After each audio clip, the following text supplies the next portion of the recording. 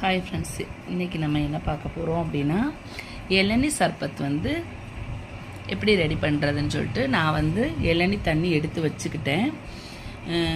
இளநீ வெட்டி எடுத்து வச்சுருக்கேன். பார்த்துக்கோங்க. அதுக்கு லெமன், சப்ஜா விதை, பாதாம் பிஸ்னு இதை வச்சு நம்ம சர்பத் ரெடி பண்ணுவோம். அது எப்படின்னு பாருங்கள். சப்ஜா விதை எடுத்திருக்கேன். நம்ம இளநீ தண்ணியில் நம்ம போட்டுருவோம். 10 நிமிஷத்தில் இது ரெடி ஆயிரும். பாதாம் பீசன் போடணும் அப்படின்னா நம்ம ஏற்கனவே ரெடி பண்ணி வச்சுருக்கணும். ஒரு 2 hours 4 hours அது ஊறினா தான் அதோட தன்மை கொஞ்சம் நல்லாயிருக்கும். அதுக்கப்புறம் என்ன பண்ண போகிறோம்னா, நம்ம இந்த இளநீ இருக்கு இல்லையா, அந்த இளநியை எடுத்து இந்த தண்ணியில் நம்ம மிங்கிள் பண்ணணும்.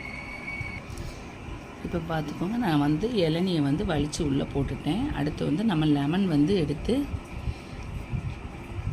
விதையெல்லாம் நீக்கிட்டு லெமன் புழிஞ்சு விட்டுக்குவோம். இளநீ தண்ணியில் எப்போவுமே நமக்கு இனிப்பு இருக்கும் இல்லையா, இனிப்பு தேவைன்னா நீங்கள் சர்பத் ஊற்றிக்கோங்க, இல்லைன்னா தேவை கிடையாது. இப்போ நான் சர்பத் வச்சுருக்கேன். சர்பத் ஆட் பண்ணிக்கிறேன். சர்பத் நான் ஆட் பண்ணிக்கிறேன். ஆட் பண்ணிவிட்டு ஆல்ரெடி நம்ம எல்லாம் எடுத்து வச்சுருக்கோம் இல்லையா, இளநீ தண்ணி, இளநீ ப்ளஸ் சப்ஜா விதை, லெமன் இதெல்லாம் ஆட் பண்ணி வச்சுருக்கோம். உங்களுக்கு சர்பத் எந்த ஃப்ளேவர் வேணாலும் நீங்கள் யூஸ் பண்ணிக்கலாம்.